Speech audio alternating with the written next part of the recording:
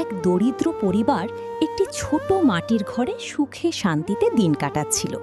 তাদের কুঁড়ে ঘরে হঠাৎ একদিন এক হিংস্রাটে একদল মানুষ চুপি চুপি এসে তাদের মাটির ঘরটি লাঠি দিয়ে ভেঙে দেয়। তাদের পুরো ঘরটি ভেঙে চুরমার হয়ে যায়।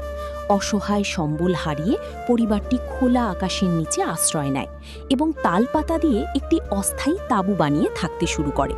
তাদের এই অসহায় অবস্থা দেখে পাশের এক বিশাল অট্টালিকার ধনী ব্যক্তিরা তাচ্ছিল্য করে হাসাহাসি করতে থাকে। কিন্তু পরিবারের প্রধান ব্যক্তিটি এই অপমানে ভেঙে না পড়ে কঠোর পরিশ্রম করার সংকল্প করেন। তিনি দিনমজুর হিসেবে হাড় ভাঙা খাটুনি খেটে টাকা জমান আর নিজের অদম্য ইচ্ছাশক্তি ও শিল্প নৈপুণ্যকে কাজে লাগিয়ে জঙ্গল থেকে সোনালি রঙের গাছের কাঠ সংগ্রহ করেন। দিন রাত পরিশ্রম করে তিনি সোনালি রঙের কাঠ দিয়ে একটি চমৎকার এক বিশাল প্রাসাদ গড়ে তোলেন, যার সামনে ছিল একটি সুন্দর ফুলের বাগান এবং প্রবেশপথে ছিল একটি বিশাল সোনালি রঙের কাঠের তৈরি মাছের ভাস্কর্য। শেষ পর্যন্ত তার এই অভাবনীয় সাফল্য দেখে সেই উপহাসকারী ধনী ব্যক্তিরা অবাক ও লজ্জিত হয়ে পড়ে এবং তাদের দিকে তাকিয়ে থাকে।